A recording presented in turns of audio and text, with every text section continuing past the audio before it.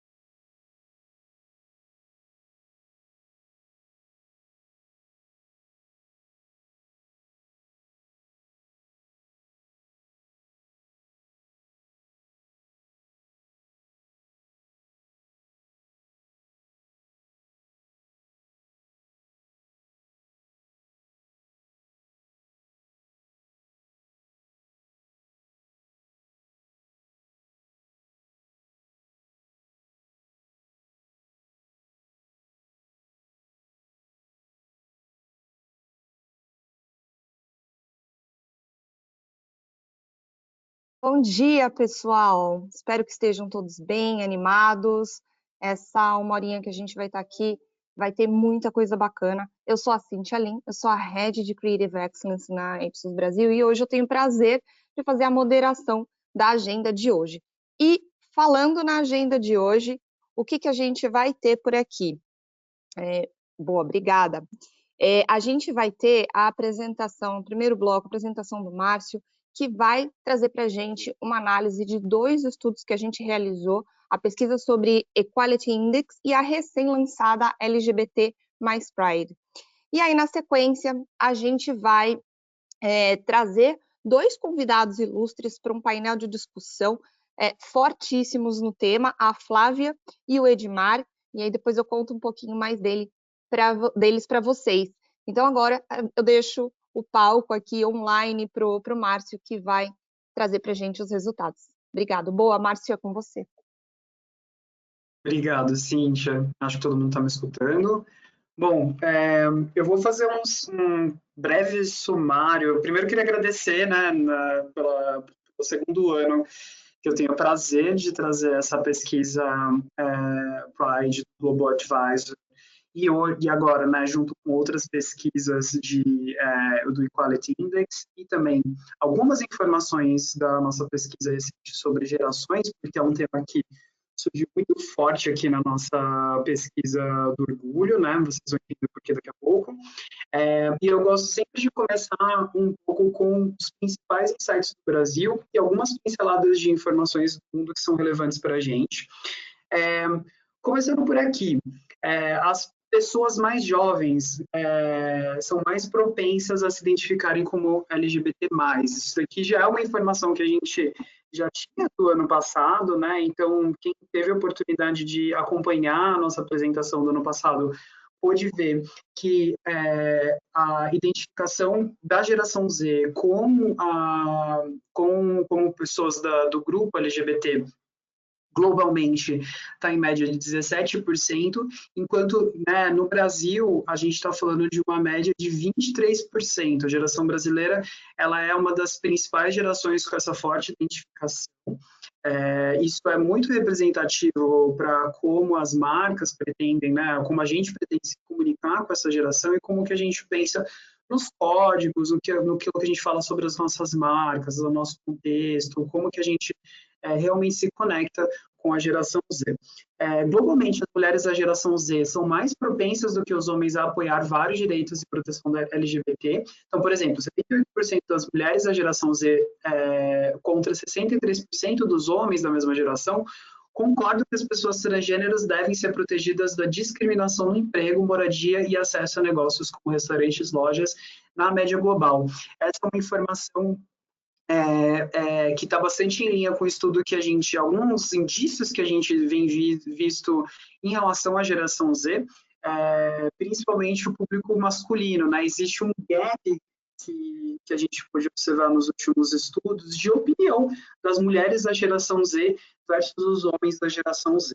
Isso aqui é bastante interessante, a gente vai discutir daqui a pouco no painel. Um pouco mais de um terço dos brasileiros apoiam atletas, que atletas deveriam competir com base no seu gênero e não no sexo designado ao nascer. Essa aqui é uma pesquisa que a gente tinha feito em 2021 e agora a gente fez novamente em 2024. Não são todos os 26 países que foram pesquisados nesse caso, a gente manteve a base de 23 países. E aí o apoio em 2024 para atletas transgênero foi atribuído no nascimento no Brasil de 36% versus 27% da média global. A gente está ligeiramente acima da média global.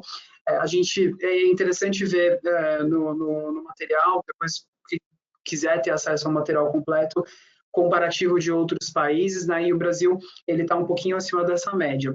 As pessoas mais velhas estão significativamente menos entusiasmadas com o aumento da representatividade LGBT na cultura pop.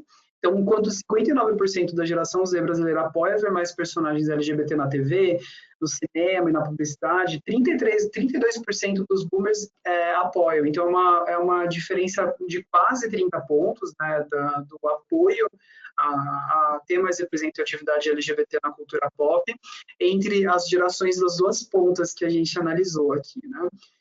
E aí, por fim, 53% apoiam que empresas e marcas promovam ativamente a igualdade para pessoas LGBT no Brasil. Pô, ainda maiores aqui, a gente está falando de total, né, de todas as gerações, e quando a gente olha especificamente para a geração Z, 65% dos entrevistados declaram apoio às companhias e marcas que dão suporte à comunidade LGBT. É interessante ver que essa opinião ainda ela flutua, né, em relação às marcas, em relação a como isso é feito na cultura pop, e o Brasil é sempre um grande exemplo dessas diferenças de opinião em relação à comunidade LGBT, especialmente. Quando a gente olha para a sexualidade de gerações, né, a gente lançou recentemente um relatório sobre gerações, o Generation Report 2024, e a gente acredita que a geração Z é provavelmente a primeira geração verdadeiramente global, que mesmo em países mais conservadores, essas, né, hoje adultos, mas quando crianças, adolescentes, cresceram sendo impactados por influenciadores online, com visões sobre sexualidade e gênero dos seus pais, sobre conversas que foram sendo construídas em torno dessa geração, que, apesar do movimento de liberação LGBT ter começado nos anos 60, a gente vê que a pauta realmente se globalizou e tomou um espaço público hoje muito grande, muito, né, possivelmente por causa do impacto que a internet tem causado na forma que a informação se espalha por aí. E apesar da maior identificação com parte da comunidade LGBT no Brasil, né, da geração Z, de 23%, foi observado uma propensão a afirmações mais conservadoras por parte dos homens versus as mulheres da mesma geração, globalmente, né? O exemplo disso é que 58% das mulheres da geração demonstram apoio a empresas e marcas que apoiam a comunidade LGBT versus os 37% dos homens. É claro que esse gap de opiniões entre homens e mulheres é observado em todas as gerações, mas a gente destaca que a visão, né, o ponto de vista da geração Z, que ele é o mais surpreendente por ele ser mais descolado e por ele não seguir a mesma tendência. Em alguns pontos, a geração Z masculina, ela tem uma visão mais conservadora que as gerações anteriores, inclusive que a geração millennial e a geração X em alguns casos, né? Então, isso aqui é um sinal de atenção para a gente entender o que está acontecendo, qual que é o contexto que esses homens da geração Z estão inseridos e por que eles têm hoje essa opinião mais conservadora em relação a como as empresas estão lidando com problemas sociais, e a questão LGBT não é a única questão social da qual os homens da geração Z se mostram um pouco mais conservadores. Apesar, né, desses indícios iniciais, ainda é cedo para afirmar que todos os homens da geração Z são mais ou menos conservadores. A gente está falando de uma geração que atingiu a maioridade muito recentemente, então a gente está falando de uma geração que hoje está ali em torno dos 25, 26 anos, né, da faixa etária mais velha. Então, um acompanhamento que a gente precisa fazer ao longo do tempo para ter mais insumo para analisar realmente, de fato, como que formada a opinião dos homens da geração Z. Mas a gente já tem algumas hipóteses, algumas coisas que a gente vai discutir aqui durante o nosso momento de painel.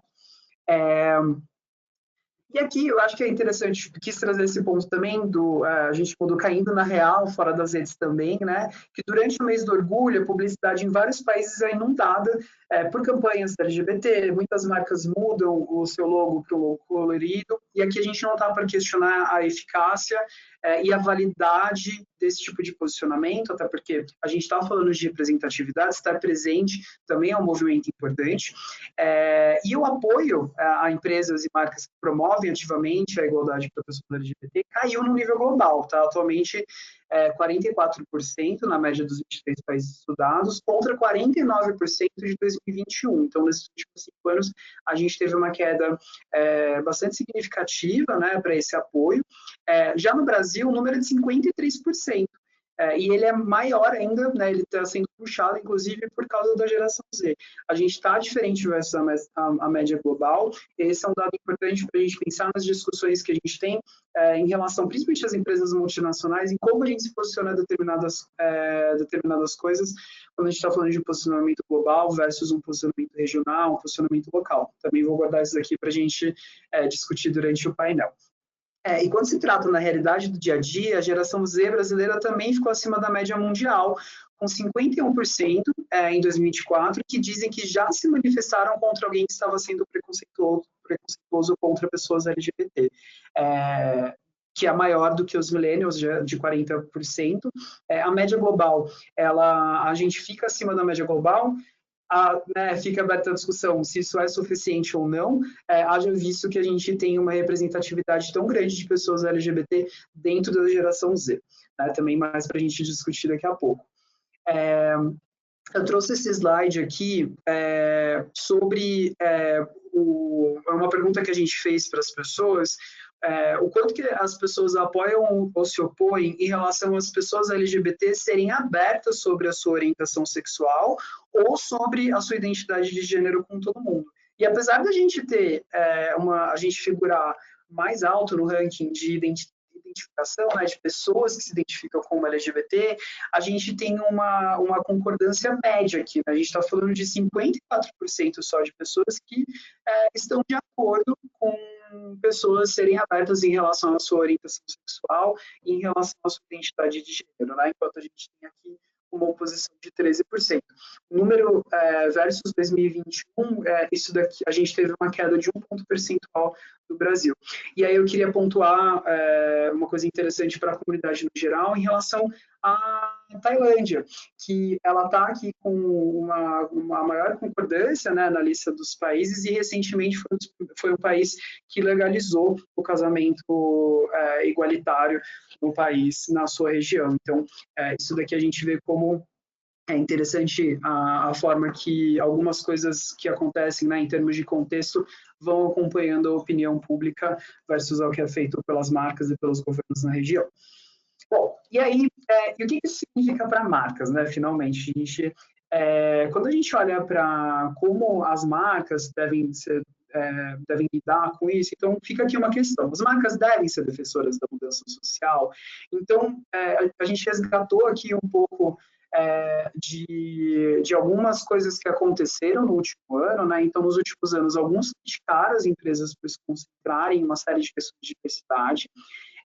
O Woke-ish, né? Então, esse Woke-lash, né? Como se fosse backlash, como você ser woke, ser desconstruído, né? Na versão brasileira, pareceu atingir um tom de febre no ano passado, né? Então, a gente viu um boicote de uma empresa dos Estados Unidos, né? De uma marca de cerveja americana, em resposta a uma postagem nas redes sociais de um influenciador transgênero, né? Os preços das ações caíram, das vendas das empresas sofreram impactos significativos e não intencionais. Então, a gente viu que também houve um movimento, barulho contrário a esse posicionamento mais, entre aspas, desconstruído da empresa, mas esse aqui é um exemplo extremo, tá? A gente está falando de que não há uma proporção esmagadora que se opõe fortemente a esse tipo de posicionamento. A gente está falando de 10% dos 26 países que se opõem às marcas que se aproximam, né, da comunidade LGBT, e a gente está falando de 7% no Brasil, né?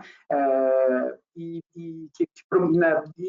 eu acho que isso tem muito relação com a forma que a gente está num momento de aprendizagem de como a gente se aproxima, qual é a maneira correta, o momento correto, e eu acho que a gente vai ter um momento bem bacana para discutir aqui com o nosso painel sobre a forma que as empresas fazem isso de dentro para fora.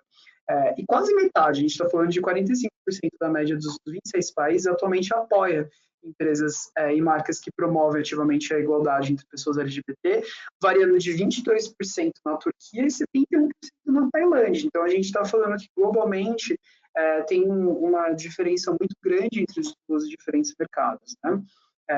E isso pode complicar a vida das marcas que têm posicionamento global, um posicionamento forte global, e talvez tenham mais dificuldade para conseguir desdobrar esse posicionamento e adaptar para que isso atenda às necessidades locais. Mas a gente está aqui para discutir exatamente isso.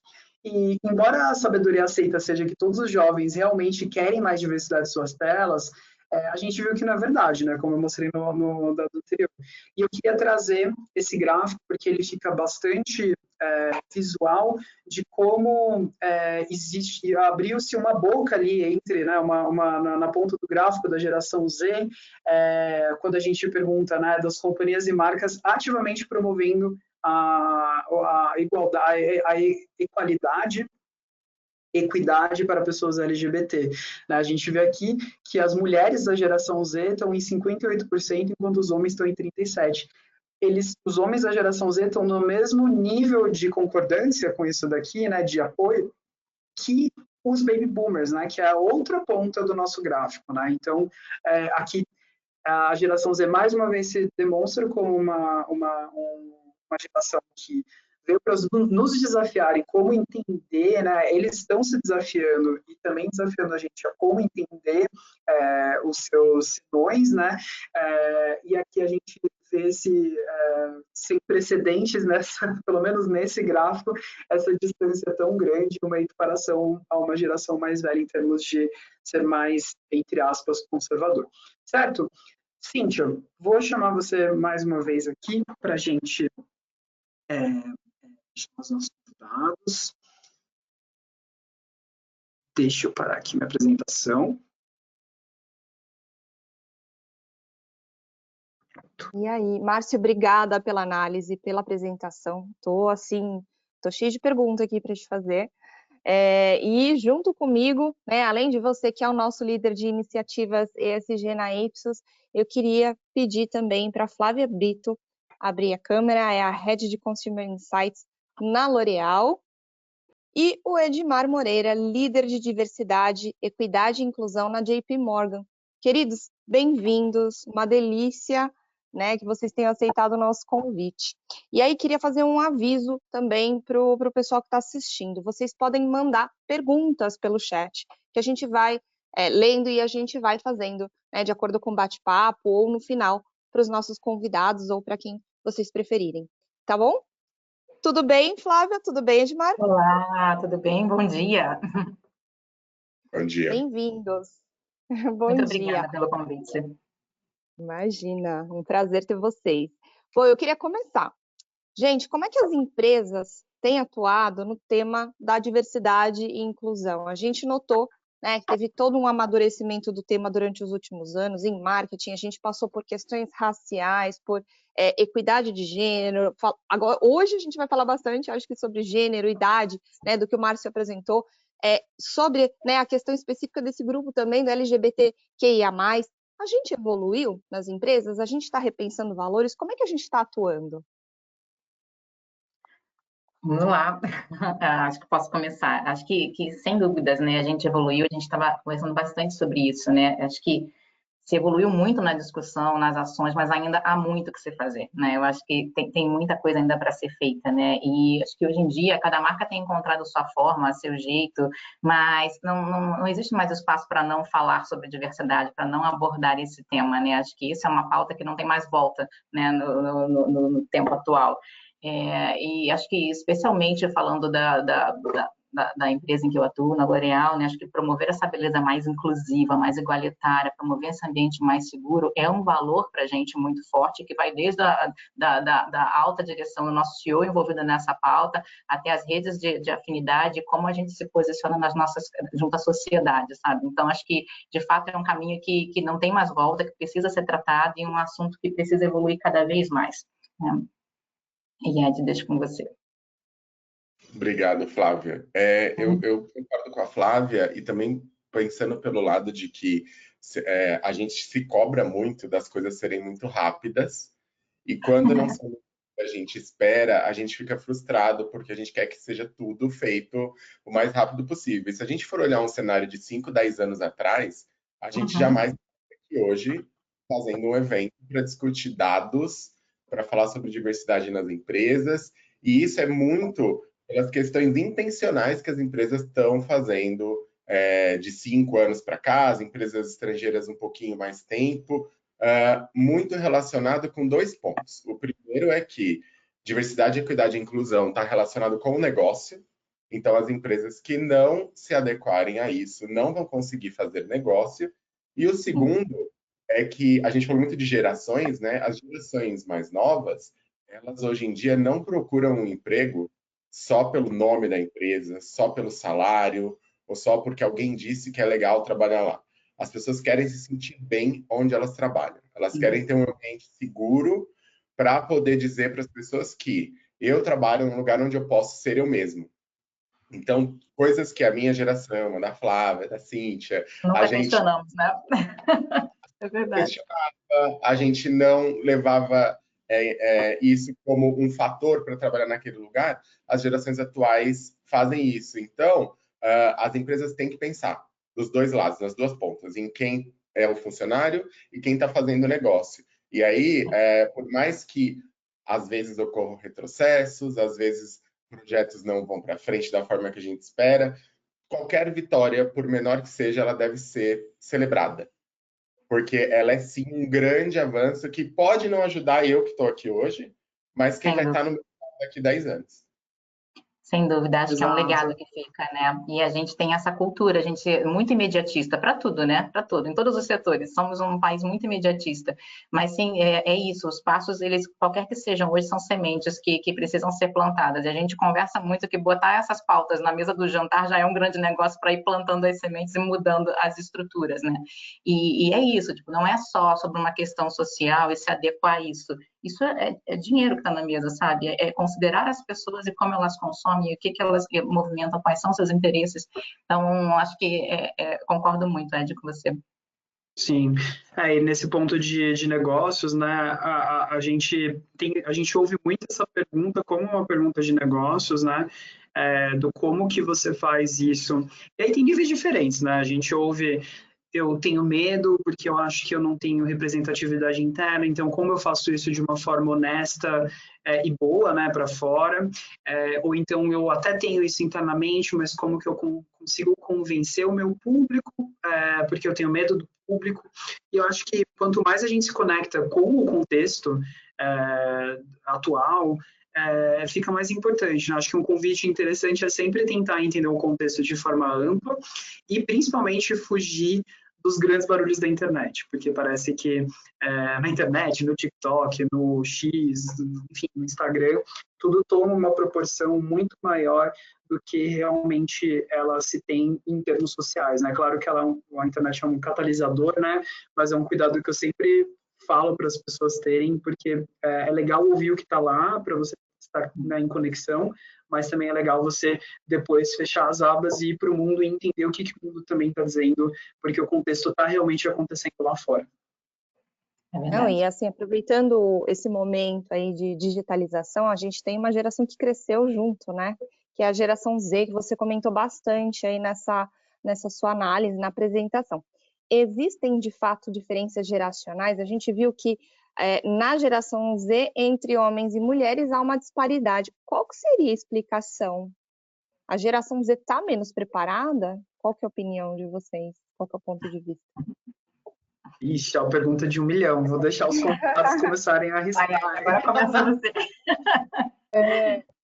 Eu acredito que o fato da geração Z ter tido acesso a muitas coisas que nós não tivemos faz com que eles acreditem que sempre foi assim. Então, quando você não passa por aquilo, você tende a ficar na sua bolha e entender, não, a empresa X tem essa política, mas a Y tem 2 a mais, então eu vou para lá. Mas ninguém pensa que há 5 anos ninguém tinha nenhuma política sobre isso. Então, quando a gente vê os dados que o Márcio apresentou, de que a geração de agora, ela está um pouco mais conservadora, ela não liga tanto para as questões que nós lutamos muito para ter hoje, não é na minha visão que explica isso. Então, quando você não é privado das coisas, você não tem que lutar para aquelas coisas, você tende a não se importar.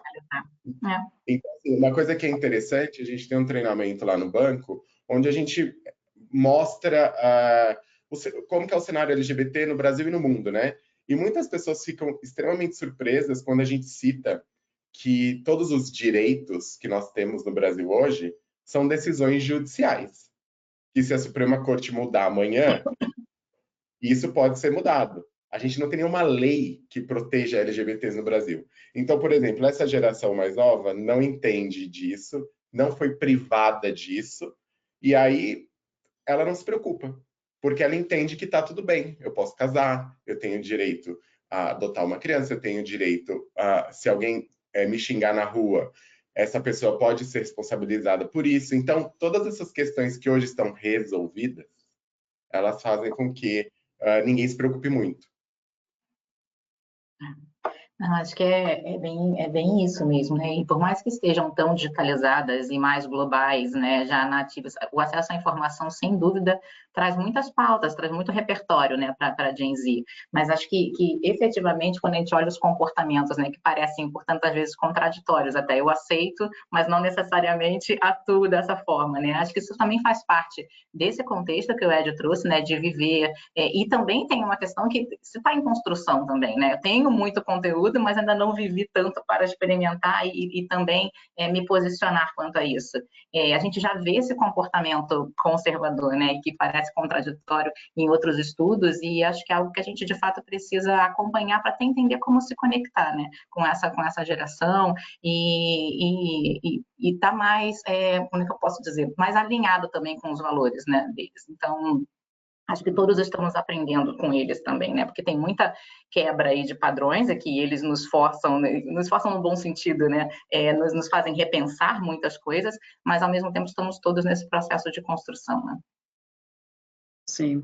E aí, se eu puder complementar, eu acho que, além desses pontos que vocês dois trouxeram, eu acho que também tem uma relação forte com você entender com o tempo, né? Eu acho que é realmente recente. Eu acho que tem um dado interessante, por exemplo, que normalmente nas pesquisas que a gente faz em relação a opiniões, isso de forma mais geral, né? Mas em relação a questões progressistas ou mais conservadoras, as mulheres tendem a ter opiniões mais progressistas Sim. do que os homens, né? Só que isso historicamente nem sempre foi verdade, né? Isso é uma virada que aconteceu nos anos 90, que globalmente as mulheres começaram a ter uma opinião um pouco mais progressista, porque a gente está falando de algumas décadas depois que as mulheres passaram a ter participação política mais ativa, a serem autorizadas, né, a votar. Então, a gente está falando de um amadurecimento em termos de gênero, amadurecimento não, acho que é a palavra errada, mas uma mudança de pensamento em termos de gênero, que aconteceu ao longo do tempo e que tanto pode acontecer das mulheres da geração Z começarem a inclinar para ter uma propensão mais conservadora com o tempo, quanto dos homens uma visão um pouco mais progressista, né? Então, eu acho que o tempo, né, as próximas ondas vão contar uma história um pouco mais completa, né? Mas é importante para o curto prazo, para as marcas, para as empresas entenderem que você não consegue falar da mesma forma com todo mundo e colocar todo mundo no mesmo balaio. A gente nunca deveria assumir que dá para falar com todo mundo, seja qualquer recorte, do mesmo jeito. Mas, se tem um indício tão forte quanto esse, é um ponto de atenção, de alerta aí para as marcas tomarem cuidado. Não, com certeza.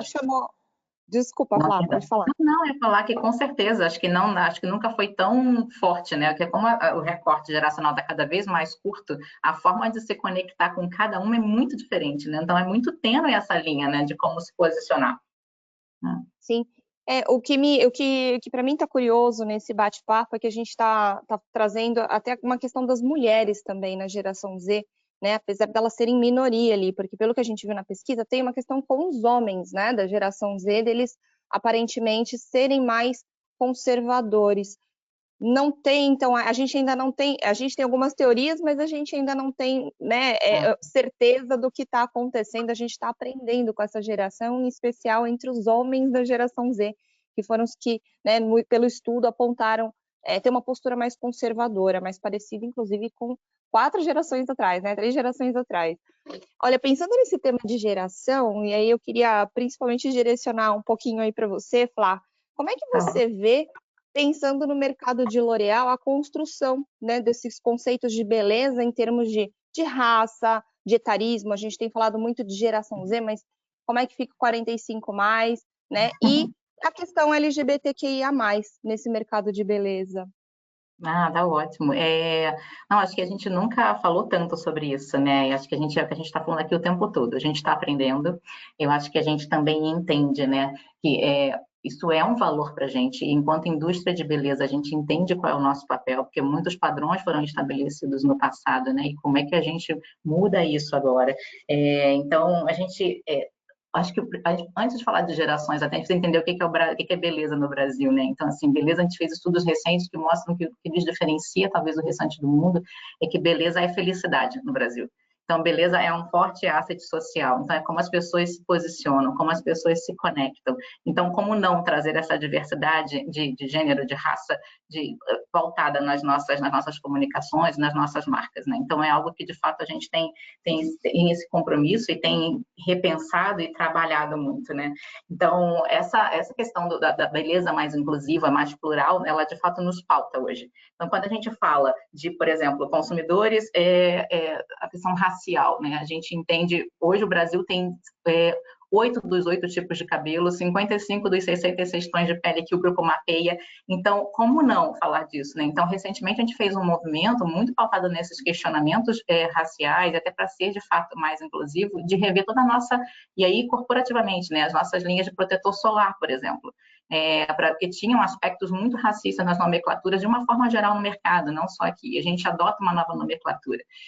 Por isso, não tem mais espaço para não falar sobre esse tema, não tem mais espaço para não abordar a diversidade e essa parte mesmo é quase um posicionamento isso, né? A forma como a gente escolhe se posicionar.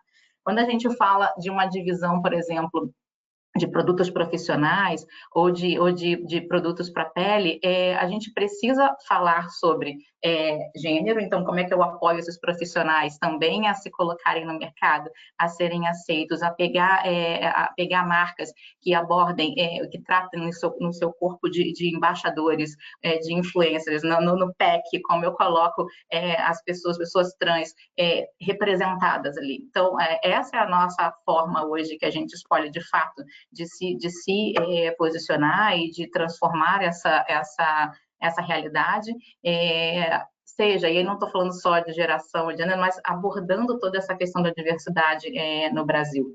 Então, vem desde apoios, aí a gente estava falando até em conversas anteriores, né, de como eu celebro uma parada, porque eu entendo que mesmo internamente isso é um momento de celebração. A gente fez um censo recente, onde temos 16% dos nossos colaboradores se autodeclarando, isso é mais do que quando a gente olha estudos que falam sobre o Brasil. Então, é um momento de celebração, né, é um momento de pôr em discussão muitas coisas, de eu ter apoiar instituições que tratam da pele, do processo de transição de gênero das pessoas. Então, isso também são manifestações e como a gente se coloca. Então, hoje, pensando em toda essa diversidade, é a forma como a gente tem trabalhado, e a gente entende que, eu estou sendo um pouco repetitiva, mas é um processo de aprendizagem e de transformação que para a gente é um valor, né? Porque a beleza ela precisa ser inclusiva. Então, a gente não abre mão disso e a gente, de fato, tem priorizado isso na nossa agenda. Bacana. Olha, eu vou aproveitar aqui, veio uma pergunta da audiência que ainda está nesse tema de gerações aqui.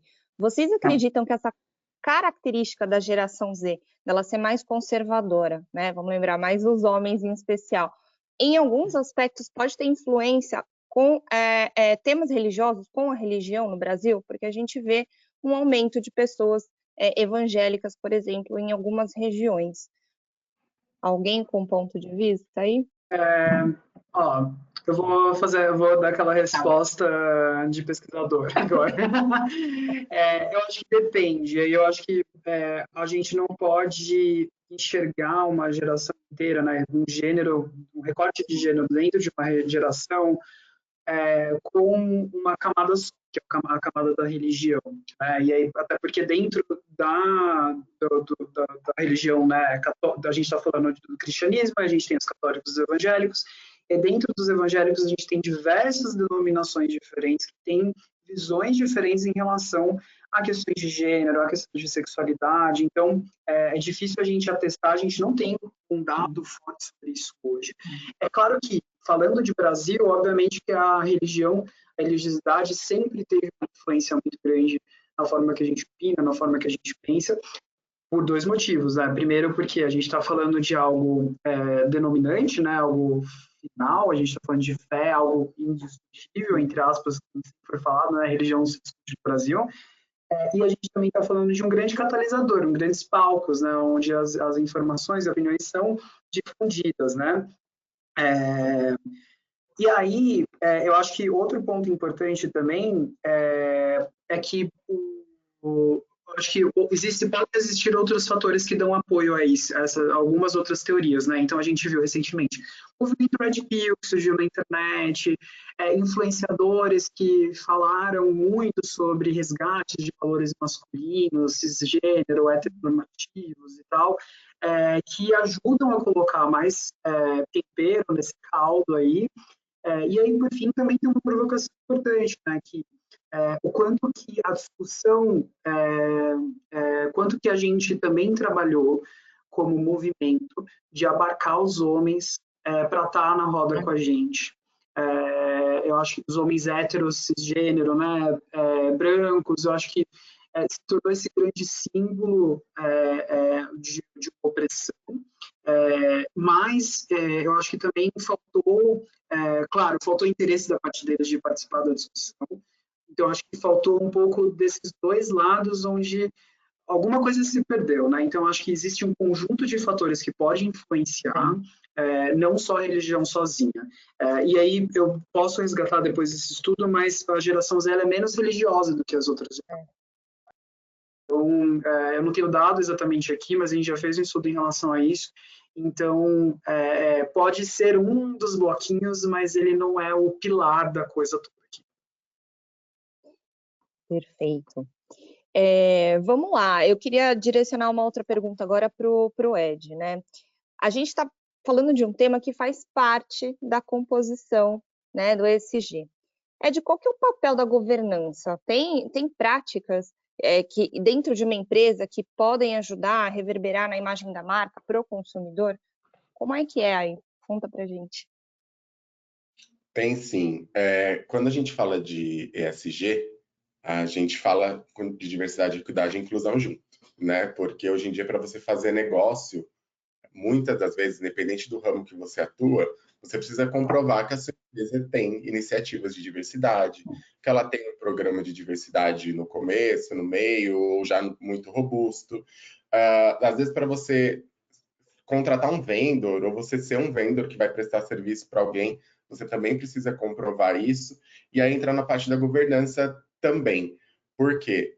Quando a gente reclama que a empresa A tem isso, a B não tem isso, a minha tem, a do Márcio não tem, é porque algumas empresas ainda pensam em diversidade como algo para um mês, para uma data, ou para uma ação específica, e não como algo que faz parte do negócio, que é algo inerente ao DNA da empresa, o que a empresa faz, desde o processo de recrutamento, retenção, desenvolvimento de carreira e todas as outras coisas. Então, por exemplo, no Brasil, a gente não pode perguntar diretamente para uma pessoa qual que é a orientação sexual dela, qual que é a identidade de gênero, por conta da Lei Geral de Proteção de Dados. Então como que eu vou mudar o meu cenário se eu não posso perguntar para o meu funcionário, se eu não posso perguntar para quem eu estou contratando? Você pode criar um ambiente seguro para que a própria pessoa se mostre como uma pessoa LGBT. Isso desde quando você está recrutando ela até no momento que ela entra na empresa e quando ela está se desenvolvendo. A partir do momento que você tem uma governança determinada de, olha, a minha empresa tem uma área de diversidade, eu tenho uma pessoa que vai focar em diversidade, alguém que vai estruturar os grupos de afinidade para que todo mundo se sinta representado, né? A minha empresa vai investir dinheiro para dar treinamentos, ela vai investir dinheiro para que os funcionários se sintam seguros com relação aos benefícios, e eles tenham os mesmos benefícios pessoas hétero, pessoas homossexuais. Então, quando você tem todos esses fatores envolvendo a alta liderança, envolvendo a médio liderança, porque a gente fala muito do presidente da empresa estar envolvido, mas a gente esquece de pensar naquele gerente que está no dia a dia, no gerente que contrata, que demite, que vê se o funcionário está triste, está alegre, está performando, não está performando. Que faz avaliação de desempenho. Faz avaliação de desempenho. É esse meio que faz com que o SG funcione, o D&I funcione, que a marca tenha a exposição que ela quer, que ninguém tenha medo de expor a marca a isso, porque o Márcio falou muito dos dados, de como as empresas ainda se sentem reticentes de serem canceladas, de terem as suas ações na bolsa diminuindo porque elas colocaram o logo da empresa colorido. Então, tudo isso anda tranquilamente, uma vez que você tem um compromisso e uma governança para quê? Para que a empresa seja reconhecida como uma empresa diversa, igual e inclusiva, né? Os três têm que andar junto. Não adianta eu ser diverso se eu não incluir. Não adianta dizer que eu sou diverso se eu não tiver equidade. Então, é complicado. A gente está falando hoje aqui de LGBT, mas ninguém é uma coisa só. Eu sou uma pessoa LGBT, eu sou uma pessoa negra, pode ser uma pessoa com deficiência, pode ser uma pessoa com neurodiversidade. Então, quando a gente vai tocar todos esses pontos, a gente tem que ter isso em mente, porque não adianta fazer um lado, não fazer o outro. E as empresas estão entendendo isso, de uma forma ou de outra, cada uma no seu ritmo, cada uma com o seu investimento, elas estão entendendo que não tem como voltar para trás. É um trabalho de formiguinha, às vezes, né? A gente vai devagarinho, aí cai a folha, aí você volta, aí você anda mais um pouco. Mas, tendo toda essa estrutura, a gente consegue ter isso que todo mundo quer, né? Sim. Sem dúvida. E acho que nesse processo é muito importante ter consistência, né? Coerência e consistência do que você está construindo, né? Como a gente está internamente enquanto empresa. E eu super concordo com esse ponto da estrutura em si da companhia. Não é só a alta liderança, né? Ou não é só a baixa questionando, mas tem esse meio do caminho que faz tudo acontecer e que move, né? Então é extremamente importante isso. Esse conselho plural, essa empresa que está falando ali uma mesma língua para promover esse ambiente seguro, né, e igualitário, sem dúvida.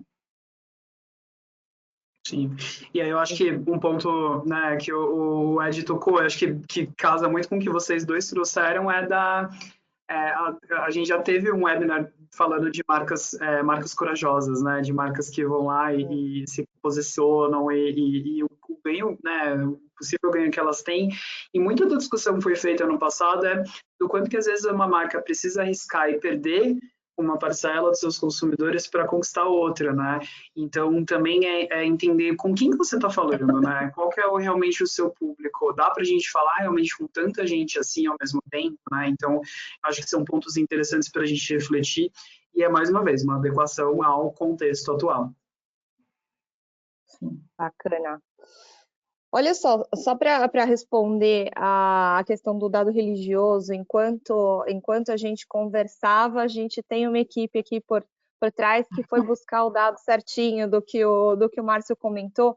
Quando a gente fala de praticar atos religiosos aqui no Brasil, em casa, a gente tem que o total Brasil é de 76%, enquanto que na geração Z a gente está falando de 53%, né? E quando a gente fala de frequentar local de cerimônias religiosas, a gente tem o total Brasil 49%, geração Z 41%, ou seja, claramente é uma geração menos envolvida, né, com as questões religiosas, tá?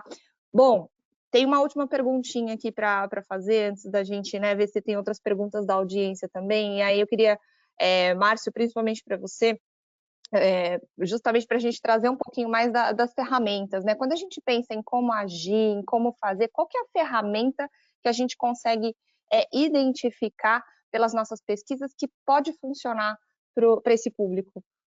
Tá. Acho que a gente tem falado muito nos últimos anos em relação ao entendimento de contexto e para o que a gente faz no dia a dia é um trabalho de empatia, né? Então, é um trabalho de você se conectar com as pessoas que você atende, né? Que as marcas atendem, que a gente atende como companhia. Acho que, eu não sei se foi o Ed, alguém falou ontem da questão da razão social. Chama-se razão social porque existe uma razão para a empresa existir na sociedade, né? Então, o que você está fazendo como marca, como companhia para atender? E não tem forma melhor de fazer isso se não for se colocar dentro do contexto daquelas pessoas que você estuda, que você pretende ativar em termos mercadológicos, né? E a gente faz isso via empatia, a gente chama na Ipsos de empatia cognitiva. A diferença dela, para o que a gente entende como um conceito geral de empatia, é que a empatia cognitiva ela propõe que você não só se coloque no lugar da pessoa, né, se imagine no lugar daquela pessoa, mas que você proponha, a partir do momento que eu sei sobre ela, eu vou agir nas suas questões, né? Então, a Flávia trouxe grandes exemplos aqui, a partir do momento que a L'Oréal passou a entender as questões de raça de forma mais profunda, as dificuldades que uma pessoa pode ter na hora de escolher produto de cabelo, reconhecer o reforço de padrões, né, que a gente sabe que aconteceu na indústria da beleza durante muitos anos e como que as marcas se adequam, e aí fazendo uma ponte com o que o Ed falou, se adequam com o tempo a essa realidade, né, porque não é uma coisa que a gente consegue virar da noite para o dia. Eu acho que entendendo realmente o que são esses signos que as pessoas, né, o que essas pessoas estão emitindo para a gente colocar em prática como marca, né? Então, é claro que isso é mais conceitual do que uma ferramenta de pesquisa em si, e isso pode permear vários tipos de abordagem, mas eu acredito que isso pode ser colocado em prática no dia a dia, basta você, às vezes, parar no supermercado e trocar uma ideia com alguém na fila. A gente vai falar mais sobre... a gente vai falar mais sobre empatia, inclusive no próximo webinar, né? Vou falar mais no finalzinho. Vou aproveitar aqui que tem mais uma pergunta da audiência, um pouco mais direcionado para o Ed, que você coloca um ponto de vista, né, que é para dentro, mas como é que ficam as ações para fora? Quais são as ações para clientes, por exemplo? Usar o nome social do cliente no cadastro é aplicado? Como é que a gente olha para os clientes nesse contexto? Ou para o Ed, para todos aqui, né, no painel. Sobre o uso do nome social. O banco não tem clientes aqui no Brasil, pessoa física.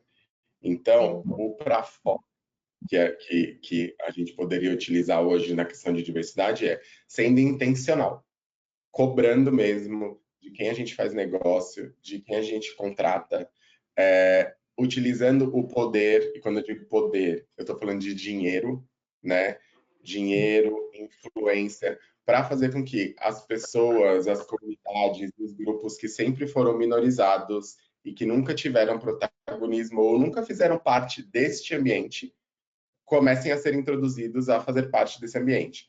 Então, seja patrocinando programas, patrocinando ações que desenvolvam a carreira de pessoas de grupos minorizados. Isso é um compromisso. E aí engloba com o que o Marcos falou de social. É uma razão social a empresa e ela tem que utilizar esse social para trazer todas essas pessoas que nunca estiveram no meu lugar, no seu lugar, no lugar da Flávia, de uma forma que a gente consiga não mais ter a barreira de, olha, eu não tenho pessoas assim, assim, assim, porque eu não tenho ninguém capacitado, ou porque eu tenho a barreira da língua, coisas desse tipo, entendeu? Então, o uso do social da empresa neste momento é esse, é usar o poder. Então, a gente tem poder de influência, poder de dinheiro, então tem essa ferramenta para trazer de volta. Aí eu acho que a Flávia pode falar mais do cliente. Não, total. Não, acho que, na verdade, eu vou até reforçar o seu ponto. Eu acho que aqui também, acho que mais do que falar com o consumidor final, né, internamente, sim, tem todas as ações de RH para uso do nome social, mas eu acho que mover esse ecossistema, né? A gente, semana passada, nosso time de compras, por exemplo, é extremamente engajado com esse tema. Então, é isso, é dentro dos meus fornecedores, como que eu também trabalho essas causas. Trouxemos pequenas produtoras, geradoras de conteúdo internamente para fazer quase uma imersão dentro de diversidade e provocar um pouco esse olhar também, que elas precisam ter também na ponta, né? Isso não move só com o filme que elas estão produzindo para mim ou com o conteúdo que elas estão gerando, mas também com tudo, né? Com tudo que elas promovem também para outros. Então, eu acho que capacitar e também usar essa questão do social para também cobrar no bom sentido, né? Promover essa mudança, eu acho que ele é essencial e é esse papel que a gente tem. Não é só tratar, isso vai aí falando de pesquisa, né? Sim, temos que ter moderadores pretos para falar com pessoas pretas, temos que ter, todo, a gente passa, hoje nosso setor de compras e a gente tem muito esse papel, né? Como é que a gente, é isso, cara, para estar nessa agenda você tem que estar comigo, né? E a gente faz muito essa transformação na cadeia, essa é a nossa ideia, é o que a gente acredita também. E eu queria complementar com um último ponto só, que eu sempre lembro de um trecho de uma música do Criolo, que ele fala, se eu não existo, por que cobras de mim, né?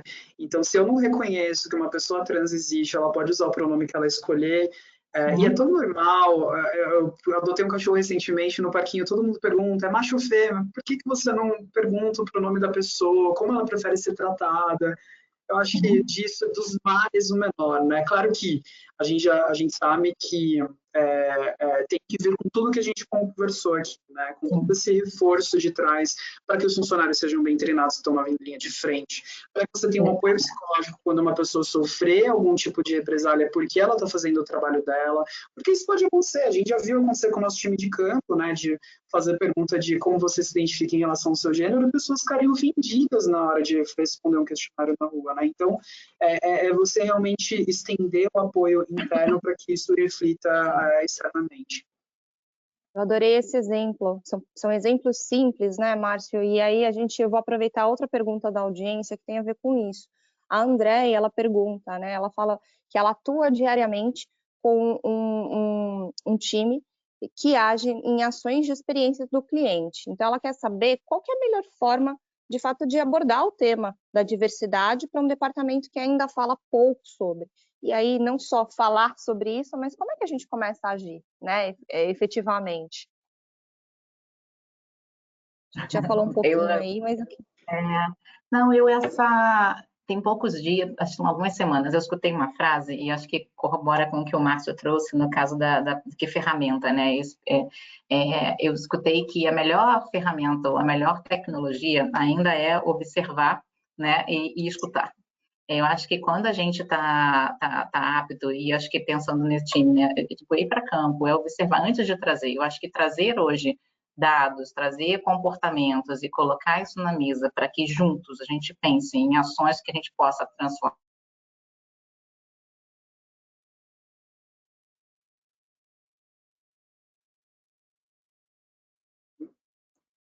Ela tá muda, gente, ou sou eu que o meu tá com...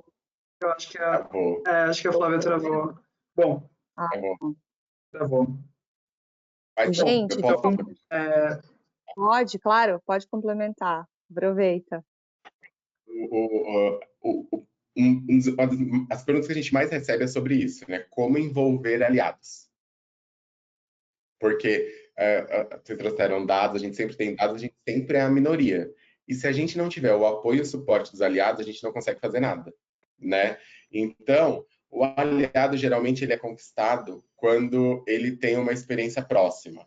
Então, um amigo, um filho, um primo, alguém que é LGBT e ele não sabe lidar. Então, quando você começa a conversar, a chamar para um treinamento, a compartilhar um artigo e trazer aquilo para dentro do dia a dia da pessoa ou da área. Então, assim, se ela está num time onde não se fala muito disso, começa a compartilhar coisas sobre o tema. Olha, vi um webinar assim, participei de um treinamento assim. Nossa, você sabia que existem tantas orientações sexuais, tantas identidades de gênero, que a gente usa o pronome por isso e por aquilo. É desmistificar na cabeça das pessoas que ser LGBT é um bicho de 7 cabeças. Sim. Eu lembro quando a gente começou a campanha de self-ID, né, de autoidentificação no banco, das maiores perguntas era, mas para que eu tenho que colocar o meu pronome? Né? Por que vocês estão considerando pessoas não binárias? Quantas pessoas não binárias a gente tem aqui no nosso universo? Gente, se a gente tiver essa uma pessoa é importante, né?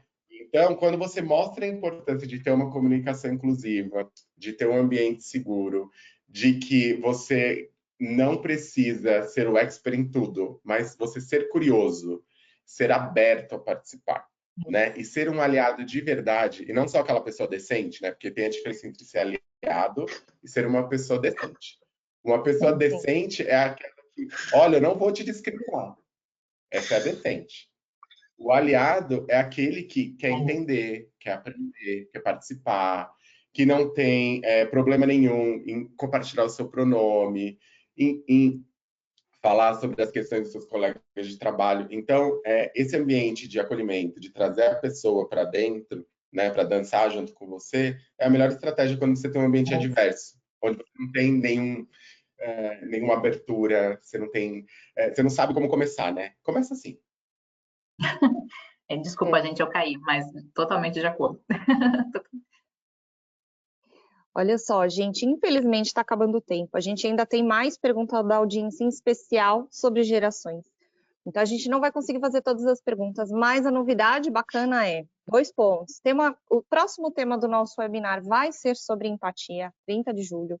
Então, anotem aí, se programem para participar, porque vai ser bem bacana. Mas em agosto, a gente vai falar especificamente sobre gerações.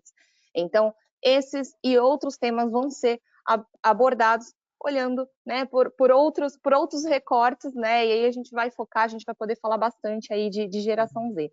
E eu queria agradecer por esse painel, por essa delícia de bate-papo, dava para ficar aqui sim por muito mais tempo. Então, Ed, Flá, Márcio, gente, obrigada pelas inspirações. E é isso, gente. Tchau, eu espero que vocês tenham gostado e até o próximo, né? Muito obrigada. Obrigado, Cíntia. Valeu, Obrigada, tchau, tchau. foi um prazer. Tchau, tchau. Beijo. Tchau.